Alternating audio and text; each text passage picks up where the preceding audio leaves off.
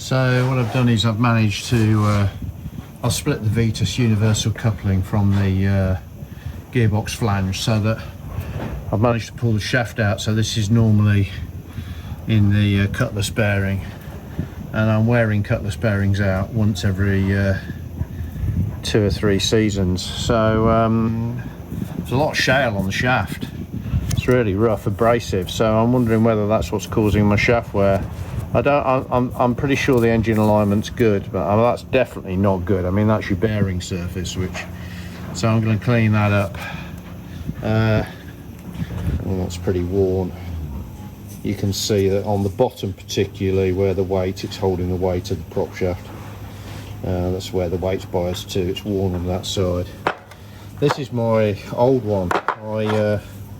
I cut it with an angle grinder to make a drift tool, basically to drift it out of the P bracket. So this guy is used to go down there and drift out the Cutlass bearing. And you know, you've got to be careful you don't hit that too hard. So I'm only using a lightish, small mini lump hammer to do that. So not too much force. If there's too much force, then I would have fabricated a puller, but I didn't need to do that. I was able to drift it out. 800 wet and dry, followed by 1200, followed by metal polish. So all the shale's off now. It's smooth as a baby's bum. So hopefully there'll be a reasonable amount of time before the shale gets back on that.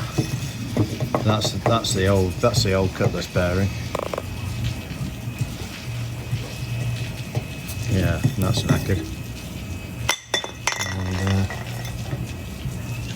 And this will be the new one, which is just a tiny weeny bit of clearance play.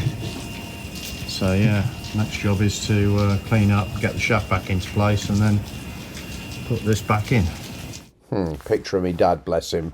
This has got to be a good 10 years ago. I lost him about 5 years ago. Anyway, this is one of the first times we fought this, and I've tried all sorts of things on the prop. I've tried the stuff that Gory recommended, which was crystal prop. I don't know. I've tried a 2-part stuff that you basically mix an epoxy base and then paint something on the top of that. I've tried Hammerite, special metals primer, followed by Trilux. I've tried all these things, and I end up just having to grind whatever I put on every season. I grind it back to the metal again and go again. So I think this season I've just polished it up. I'm going to put it in bare. I think it's going to be easier to deal with cleaning it off.